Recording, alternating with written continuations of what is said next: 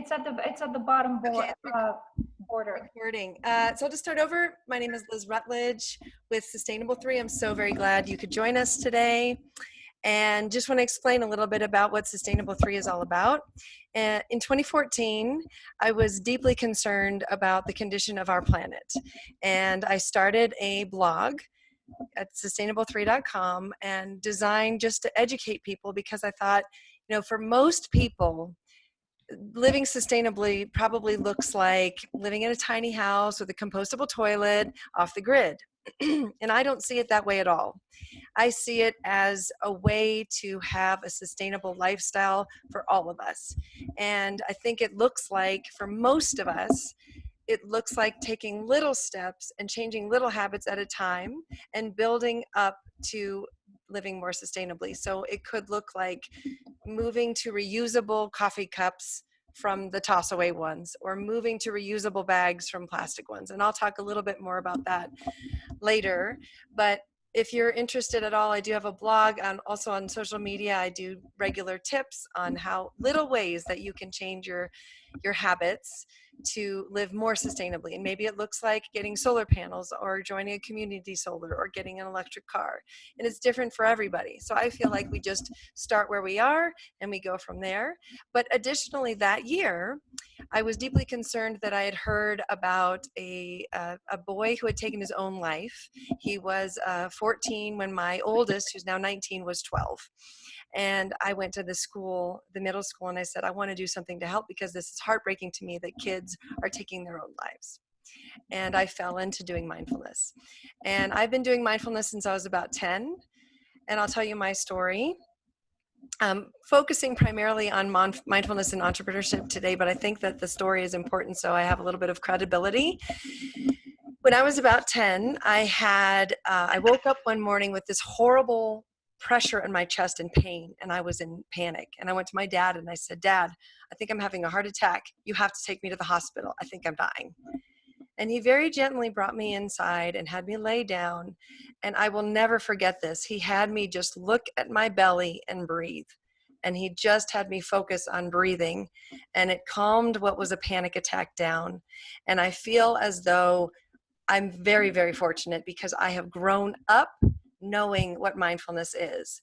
My mother, also a little bit of a hippie, used to tell me about, if I had a pain, she would have me focus on it being like an ice cube melting and dissolving the pain. And then later, when I had kids, I have 3 kids, I used Lamaze breathing to give birth naturally.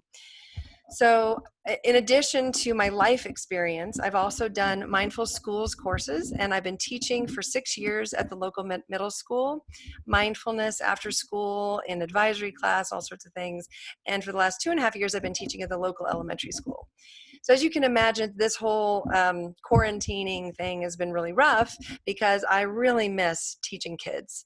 And the beginning of last year, I got the courage to teach adults in wellness workshops. So Catherine was one of my attendees in my wellness workshop with my colleague Serena Bullard, who teaches about visioning and resiliency and happiness. So we do these wellness workshops that you can watch for. We're actively working on having those be online. So that's what's coming. So I'm an entrepreneur. I own my own business, and I've been doing mindfulness for a long time. So just going to focus on that today.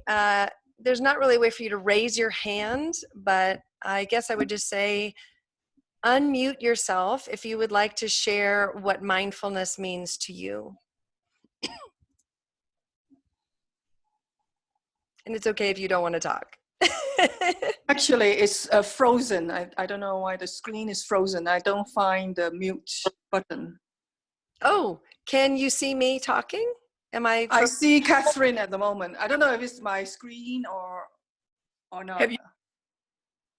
Okay, can you see the presentation and hear my voice? Yes. Okay, well, I'll just continue it like that. But Liz? Yes. Maybe if she clicked on the screen with her cursor, that would bring up the icons. Because when I just touch my phone, it does that. Oh, well, if you're on your phone, I think it's different. Yeah, but there should be some way to click. Or like Anna, yeah, Anna, can you see your name up there? No, It's frozen somehow, my screen. I don't know if it's my phone or... Okay, Let me well, we'll try. just let it be. Yeah. Well, the official mindful definition that I love is being present in a moment without judgment. And our access to getting still and present is our breath. Mindfulness meditation can help us repattern old ways of thinking and reestablish new habits of thought. For example, it can silence the fight or flight reflex by focusing on safety, security, and support. So one of the things that's bubbled up in the last couple of days a lot on social media is we cannot have fear and hope at the same time. So we need to just choose. So if we find ourselves feeling fearful, our brains are going to spin towards that fight or flight reflex, fight, flight, or freeze. So what we can do is recognize, we can get present and recognize that we're feeling fear, and we can flip it with practice. We can awaken the prefrontal cortex. There's a lot of neuroscience now around mindfulness. We can awaken the prefrontal cortex by getting curious. What if I tried something different in this scenario? And we can start preparing ourselves with a practice for being prepared for anything that comes our way. We can lighten up both sides of the brain. We can add more details. Excuse me. And I'm getting over what was originally the flu, and it's been lingering. And I just found out today, by the way, it's not the COVID-19. All the tests came back negative. So I am healthy. I just am recovering. My voice is recovering. We can integrate a physical reminder. So I'll give you an example. We can ball our fist. We can put our hand on our chest. We can have some sort of reminder physically, or we can have another type of reminder like, I'm going to grab this. We can put a sticky note on our mirror or in our car, or we can have a little sign like this that says inhale, exhale. That's just reminding us to take a moment. My watch tells me to breathe at least once a day. I don't know if any of you have smart watches, but my watch goes, it's time to breathe. And then also we can give it a name. So I grew up in a family with a mother who had an abusive alcoholic father. She was a very controlling person and has pretty severe anxiety. And she would, I don't blame her at all now, but she would spank us and yell at us, and it was kind of scary. And I've grown up with a lot of anxiety, and I use mindfulness to manage it. And so my anxiety is there to protect us. So is the fear. It's there to protect us. But if we can say, you know what, this isn't a crisis. There isn't a bear attacking me right now. And I can say, thank you, Anxiety Annie. I've got this. I can just tell myself. And there's little tricks that we can do to manage that. We can get present and replace negative thoughts with positive thoughts, sort of like I was saying earlier with the hope versus fear. And our brains can be resculpted because of neuroplasticity. So today I'm not going to go into the neuroscience like I do in our wellness workshops, but they have done a lot of studies that show that even if we have old patterns, we can re-pattern our brains. And one of the best ways to do that is through mindfulness. Now, why mindfulness and entrepreneurship? Can you guys see the lettering at the top? Yes. Okay. So why does mindfulness matter in entrepreneurship? So when I was asked to do this for a presentation in January, I had a lot of fun exploring who kind of the famous entrepreneurs are that use mindfulness. Mindfulness helps us be present. When we're present in the moment without judgment, we can go forward in our lives with more calm and clarity. The breath work reduces our stress level, and being an entrepreneurship. Being an entrepreneur is incredibly stressful, is it not? So from left to right, Arianna Huffington, she started Huffington Post, I think at age 50, is it? Oprah. Does anyone not know who the third woman from the left is? That's Rachel Hollis. She wrote a book called Girl, Wash Your Face. Another book called Girl, Stop Apologizing. And I've been following her a lot lately. And she's just an incredible woman. Had a rough start as a kid. She now has 4 children, but she had a very hard journey to have the 4th child. The 4th one is actually adopted. And that was after she and her husband had adopted twin girls that were taken away from them by the birth parents. And she uses meditation every morning to start her day, along with exercise, gratitude, and a couple other things I'm going to go into. And then Steve Jobs, I don't know if you know this about Steve Jobs, he meditated regularly. And I just read something the other day that said that, he died at 56, but his brain looked like a 37-year-old's. So the regular mindfulness meditation can be extremely beneficial. So we start with a breath and we move to a minute, and then we work up to 5 minutes and 10 and 20 and 30 if we want to. And the more we do it, the better we get at it. And the more we do it, the better we feel. And the more easily we can tap into that calm. Does anyone have any questions so far? Okay. So normally, this is a lot more interactive. Excuse me. But let's get mindful. Let's think about mindfulness of our thoughts, our breathing, our emotions.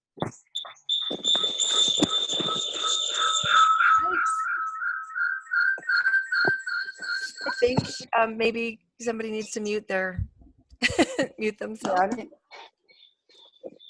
Mindful seeing, mindful movement, mindful smelling, mindful listening, mindful eating, and heartfulness. So I can't cover all of these today, but these are all the things that I cover in our workshop. Mindfulness of our thoughts is similar to what we talked about earlier, where you catch yourself thinking a thought and see if you can trick yourself into thinking the exact opposite of the thought. So oftentimes, and I'll just give you an example. The anxiety one is a good one. But if we start thinking, I'm not good enough, I'm not doing this right. I just realized that the video is lagging. We can replace that thought with a positive thought. Some people call them affirmations. Some people call them mantras. But maybe we say, I'm learning how to do this better. I'm figuring this out. I'm a student of life. So as entrepreneurs especially, we might get really disappointed and discouraged when things start going negatively with our business, with the world. And all of my paid gigs have canceled this year. And so I'm at home innovating. And when I realized Sunday how much I missed teaching the kids classroom, I just started a video and I emailed all of the principals, schools, our local schools. And hey, the kids are probably really needing this right now.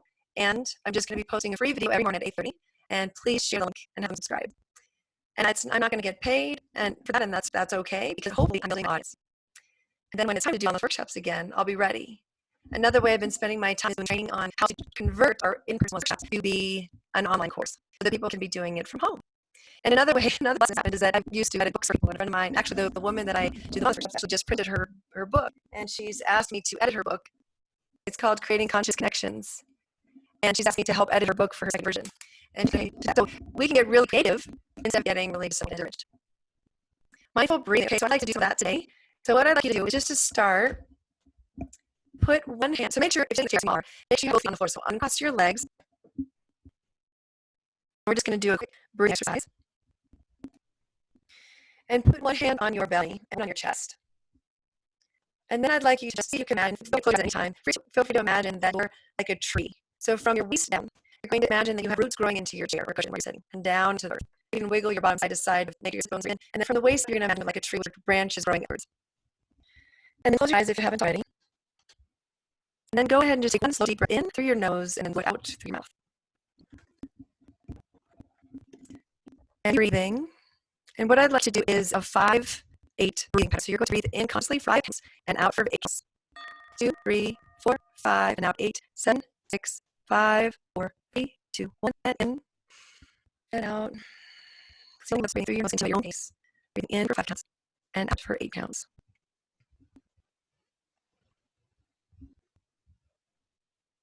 And as you're breathing, let your shoulders relax. Unhinge your jaw. Let your eyes relax in sockets, focusing on the rise of your chest, the expansion and contraction of your belly.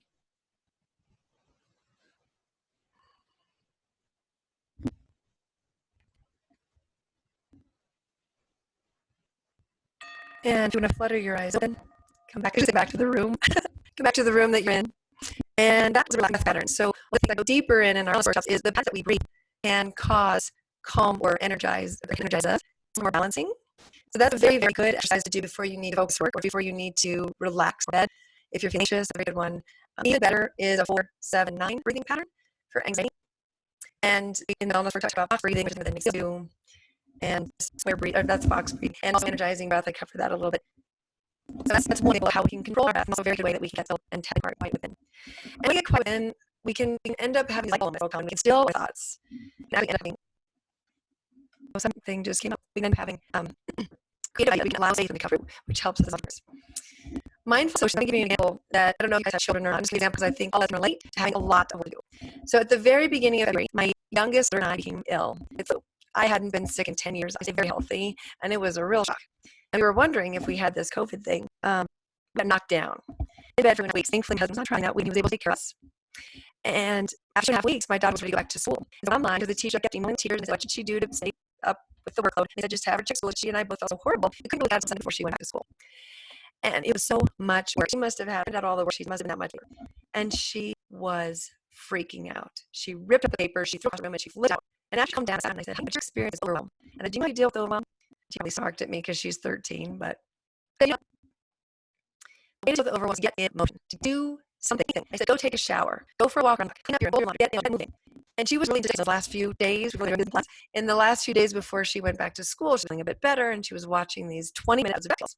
And I said, and one thing you could try once you get in action is maybe you do one of the worksheets, and then you watch 20 minutes of videos, and then do another worksheet, and then do 20 minutes of details. And darn it, if she didn't finish all that work before she was on the day. And she felt Twitter, she felt on top of things, and it was awesome. So as entrepreneurs, we can have tasks build up, I do, and it can become incredibly overwhelming. So what can we do? Get in action, any action. And also the most important thing about emotions is to identify, label, how you feel. Get still, get present. How am I feeling? Don't judge it, just recognize. I'm feeling scared. Well, what can I do with that? I'm feeling angry. What can I do with that? I can scream in a pillow. I can go throw a pencil against the wall. I can, if you're into kickboxing, you can do kickboxing. You can go for a run. You can go walk. Do something that helps you push through the emotions that you don't want and embrace the emotions that you do want. So for mindful seeing, do we have time? I think we're good. I'm going to have you look around the room, look around your room and get like inventory.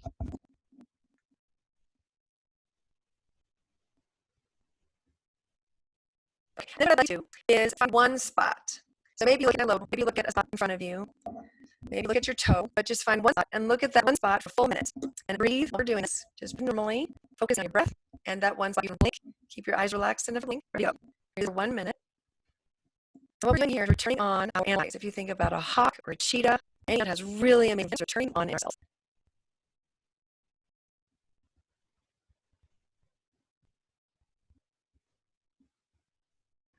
Keep breathing. Remember, you can blink, just your eyes skip away from the spot, just come back to it.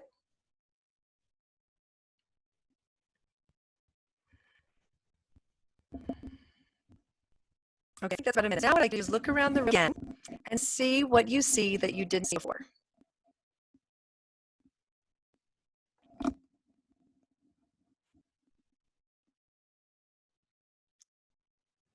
Now, hopefully you saw something that you've never seen before. The kids are like, never seen that peeling on the ceiling or whatever it is. And when we do that, we become much more observant. We have more awareness of details, which can also help us entrepreneurs. We might find that error in our typing or presentation or whatever we're working on. Mindful movement we can't do very easily on a Zoom meeting, but mindful movement, if you've ever done yoga, this is something like that, but it's simply just slowing way down. So if you think about some of the movies, like Shrek or some of those, they do a super slow motion scene. You kind of pretend that's happening to you and you walk very, very slowly. So you can get outside tomorrow or even just walk across the room when you got from this presentation. See if you can practice literally like put your heel down and you just slowly put your foot down ever so micro millimeter time. And when you reach your toe, you lift your foot and then you put one foot in front of the other very, very slowly and do that for a minute or do that for the length of a room or do that for however long. And that can help us with balance, our awareness of our bodies, make our hips over our shoulders over our hips so that we don't slip on ice or fall much. It can help us be graceful. So that's mindful movement. Mindful smelling. I can't do here either. What I would encourage you to do is when you are container, maybe take the time to really spice. Normally what I do is I pass around a jar with lavender or peppermint and I have people notice how certain aromas in my bodies.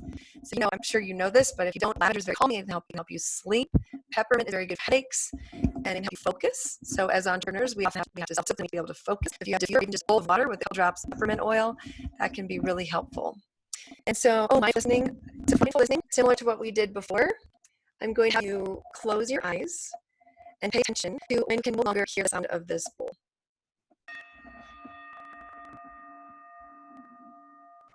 I normally have people raise their hand, they can no longer hear the sound.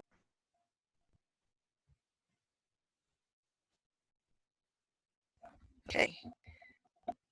And now I'd like you to raise your hand. Let's see if I can do this. You can no longer hear this next bell that I'm going to do. It's going to sound a little different.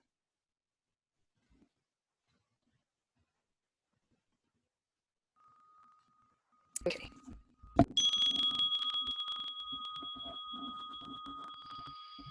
Breathing.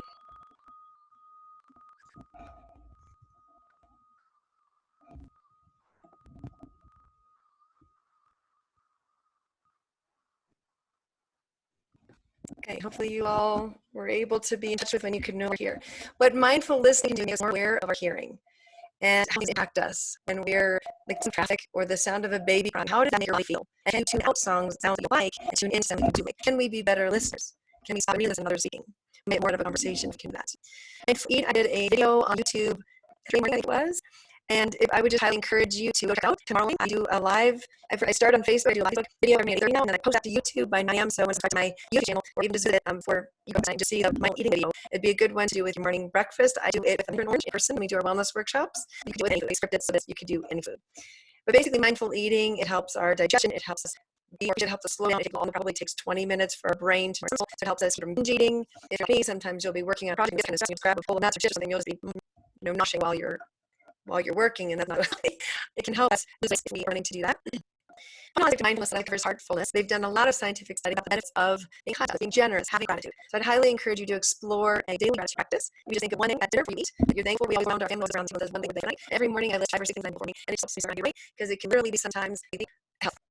I'm thankful for my health because I was healthy for 10 years and I wasn't for 7 weeks, and it's been a big wake call about self-care, about slowing down, about maybe it's thankfulness for human connection because we're having to restart right now. Maybe it's gratitude for family, friends, legs, the fact being here, and me, and doing for others. And I would highly encourage, especially during this time, dealing with the coronavirus pandemic, see someone you can reach out to somebody else and be kind. There's a lot of places people volunteer right now, even just to contact you out how you doing today. There's a lot of people that are lonely right now. Okay, so back to Steve Jobs. As I was saying, it was a big meditator, and he said, if you just sit and observe, you'll see how restless your mind is. If you try to calm it, it only makes it worse, but over time, it does calm.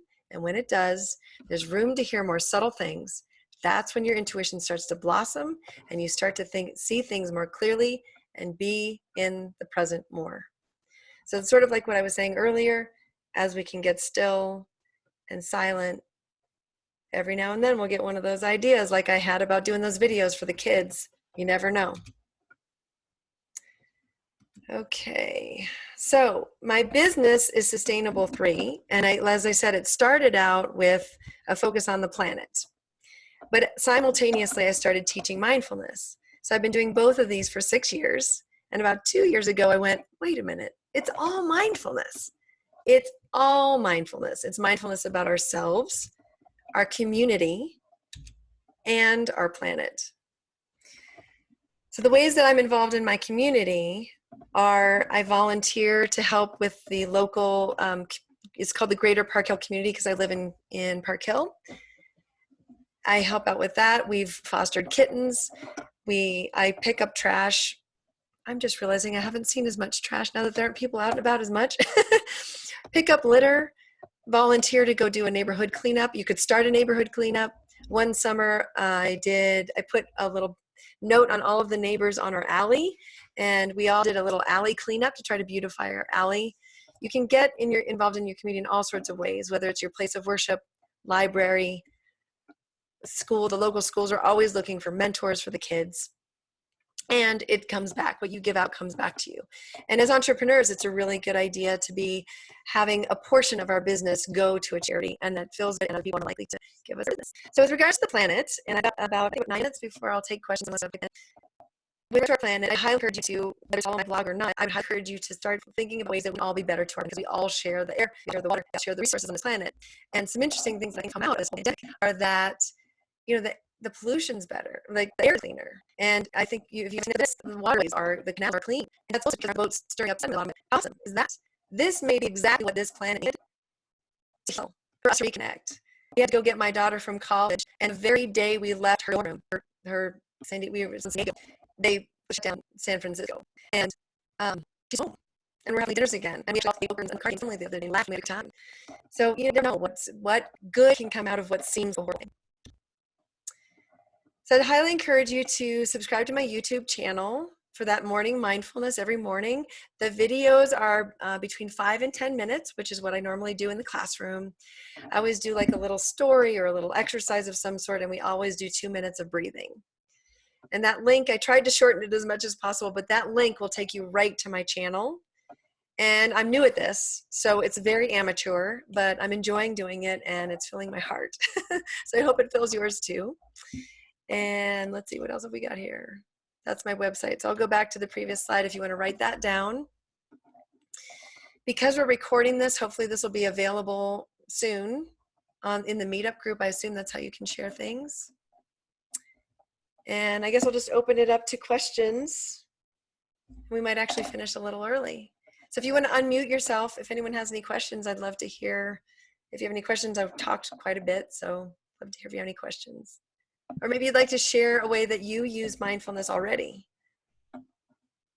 So I think just because of life changing and just calming down and having that time, I'm realizing, and I'd love to hear your opinion on this, just how much creativity there can be found. Because I'm realizing there's so many things in my business that I've kind of lost track of, or goals that I've had, that now that I have the time, those creative ideas happen if I just sit and meditate and all that. So do you have any insight on like channeling that better, or without all of these different little ideas and just focusing on one, like in an act of mindfulness and branching out in creativity more? Yeah, well, I cleaned out my pantry for 7 hours the other day.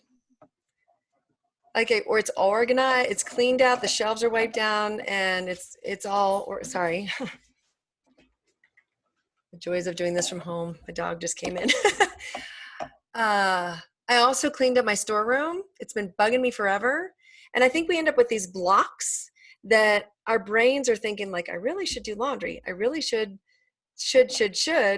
And I think one of the things we can do is clear some space, literally clear some space. So now I also do products. I didn't mention that, but I also do cleaning products. So I make a yoga mat spray and a keyboard cleaner that are naturally antibacterial, antimicrobial, and antiviral. But I can't really advertise them that way because I don't know if they kill COVID.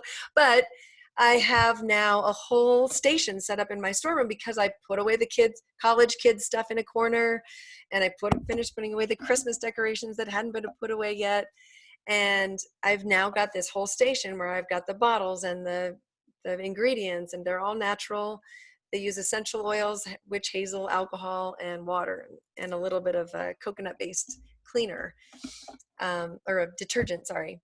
But so what I would encourage you to do is pick a project that's just needling at you, like that. Something that seems to have nothing to do with what you want to be focusing on with your business. And you might be amazed at how just clearing that space, getting in action, and then like the next day, you can do some mindfulness meditation, get still, and see what comes. But also I would just recommend that you build your resiliency. So do you meditate now at all? I do, yes. I'm about 5 minutes, being between that 5 to 10 minute. 5 to 10 is great. So do you do it every day? Yes, I try to. Awesome. Well, that's great. So as far as like you were talking about picking an individual topic that you want to focus on, I think if you can, start working on it, start brainstorming, maybe even start mind mapping out, like what all could I do around that area, that topic, do you want to share what it is, or one of them? Yeah. So, one of them is just starting a podcast or a YouTube channel that I've just procrastinated on. And I think there's a block because it seems like so much work, and that I can't I have to plan it all out before I just start it. And I think that's where the block is. I feel like everything has to be planned and perfect before I can even start. Yeah. Okay. So I just recently learned about this 7 layers deep exercise, and I don't have it perfected, but here's where it goes. So why have you not, why do you want to make YouTube videos and podcasts? Because it's fascinating. I love listening to others' videos, and it's just a way to get more branding out there and content. Yeah. So why do you want to provide content to people? Because it's something that I think that's important to me, and I wish those resources are out there. So why don't I just provide what I think would be helpful to know? And I may not be doing this right, but why do you think it would be helpful? Mhm. Because there's questions. I get asked these questions all the time, and it would be great to just have a go-to resource to send to someone if they ask those questions. Mm-hmm. And why do you want to be that resource? Because You're 4 layers deep. Keep going. I love helping people, and I would love to be the person that they would ask the questions to beyond what that video would explain. Mm-hmm. Just be a resource for them. And why do you love helping people? Because it's the nature of who I am, and it's core who I am and what I love to do, and why I'm an entrepreneur anyways, because that's my dream and vision. And why do you think you enjoy helping people? Or why do you think that's in your core? Sorry. Yeah. I think it's been a history in my family. We've always been in the service industry. And so that was cultivated when I was a young child. And why was that cultivated when you were young? Because my family culture thought it was important. Mm-hmm. So deep, deep inside you, you have ingrained within you this desire to help others, and it's in you and it's deep. So you can go out into the world and help people. And the beautiful thing is we're all doing video stuff now. So the market is ripe for whatever you're providing. So I would encourage you to just take the next step. So what's the next step? So this is an exercise you could do after you meditate tomorrow. What's the next step for your business? Like, what's the next step to get you to the podcast and the YouTube videos? Just sitting down and organizing what my first video will be and how I want my channel to be structured. So structure and listing out content. That sounds like a good one. And then I would just list, like, what's the next step? So do you have a channel set up? Yes, I do. Great. Okay, so that part is what I thought was step 1. But anyway, so you have a channel set up, and there's a lot of online classes you can take. You can watch other people's YouTube videos on how to get started in that area.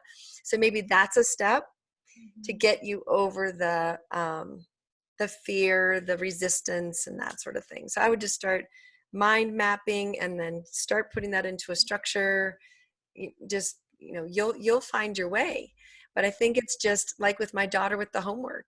You just got to do something, and then you can get the rest done. And I would also encourage setting a timer.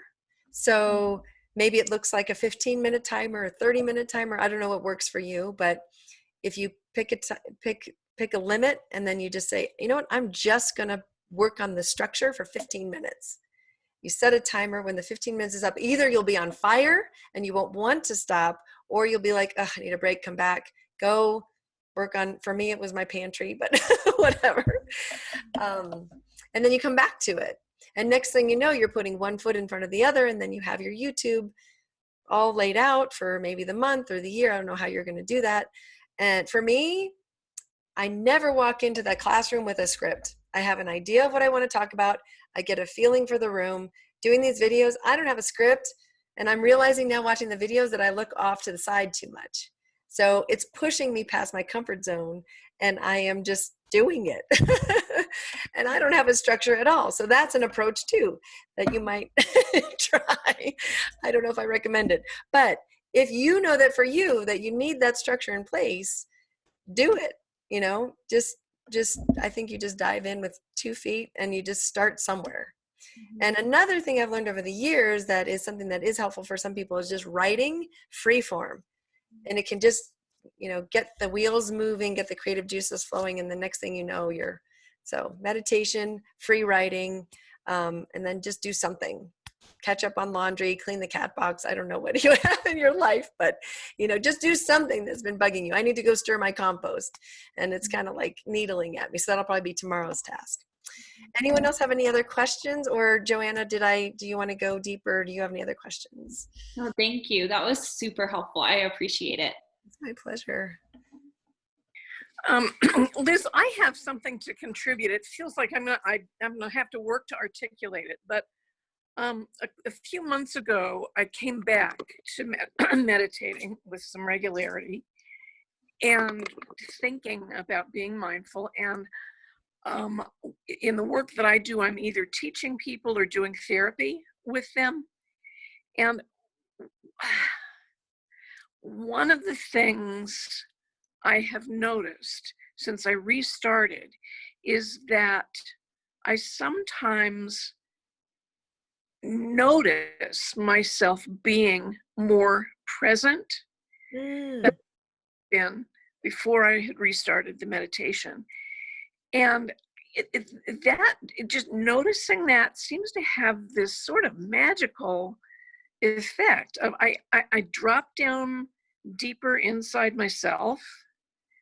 I relax, and I just feel even more available. I mean, if you're a seasoned teacher or therapist, hopefully you've developed that skill of being present and being available. But just that mindful thing of noticing my internal state, and especially noticing how present I am, has just deepened it. It's been the neatest thing. That's really great. So how often do you meditate, Pat? When I do, I do it for 20 minutes. I don't set any kind of timer. My body and mind seem to know when 20 minutes is up, or I go longer, and I just figure that's fine. And I've gotten up to several times a week. It may vary a little bit with what's going on, but 3, 4, occasionally 5 times a week. So that's where I am. Fantastic. Yeah. That's really, really great. Anyone on the call seeking some tools beyond, because in the wellness workshops, I go a lot deeper into like what tools you can use and what apps are out there. But I'm wondering if anyone has any desire to know where to begin, or if you're seeking some support with meditation. No? Okay. That's okay. Excuse my voice. It's like I have laryngitis or something that's residual from being sick for so long, I think. But the one thing I'll say, when I got sick, I was like, you know what? I bet this is because my body needs to rest, because it's going to be a big year, and I need to slow down and rest and surrender to letting other people take care of me for a change. Because as a mother of 3 with a husband that travels all the time, I'm always doing everything. I feel like I always have to do everything. And Catherine can tell you last year with the PTSA was insane. And so I just think that my body needed it. And I think it's important to listen to that. My favorite app, these are my meditation apps. Probably can't see it now. I've got my light in the way. My favorite one to use is the Insight Timer. But if you're like Pat and you have an internal clock that works great for meditation, that's awesome. But the Insight Timer, it just basically is a chime at the beginning and a chime at the end, and you can get really still and quiet like you were talking about, Pat. But thank you so much for sharing. And I really appreciate you all for being here, because this is my first Zoom where I'm presenting for the whole time, and I think it's been an interesting experiment. If you'd like to get my newsletter, you can subscribe on my website. It's a work in progress. I am transitioning. I just transitioned hosts, so it's a work in progress. But I'm also on Facebook and Instagram, and I'm on Pinterest, but I don't do much on there, and Twitter. But then I'd love if you just subscribe to my YouTube channel at this point, because that's where the most content is going. And that is the end of my presentation. So let's see if I can do that. There. Any other questions? Any feedback? Because this is my first one. Thank you very much. I appreciate that. Yeah, some new information anyway. With Yeah, the, it's my pleasure. mindfulness of the smell, or this Yeah. slide. There's a lot of information there. Yeah. Yeah, I think it's mostly just being present. So one thing I also have noticed with less traffic, I can hear the birds chirping more than usual. And so today in my video, I'd encourage the kids or whoever was watching to, if you get outside, please go outside. It's a beautiful day in Colorado. And maybe just see if you can figure out where the chirping's coming from. That can be its own little bit of mindfulness. And there's all sorts of crocus and iris popping their heads up, the daffodils outside popping its little head out. And if we think about that, how resilient nature is, and that we are actually quite resilient as humans, we're going to get through this. And I have a feeling we're going to come out even better than we were before. So thank you for being here. We are right at 6:50, almost 6:59, so I won't keep you. But have a great evening. Thank you. Yes, you too. That was great. Yeah. And we're trying to post this on the group's web link chat, and so that if anybody wants to see this again, or you can drive your friends to it so they can see it if they missed it. And again, thanks, Liz, for our first kickoff, our first video conference. I think this was great. You did a great job. Thank you so much. Thank you. I have to work on my lighting situation, but I'm realizing mine is so bright, so hopefully you wasn't distracting anybody. But okay, good. I think that's it for now. all right. And have a wonderful evening, everybody. Thanks. You too.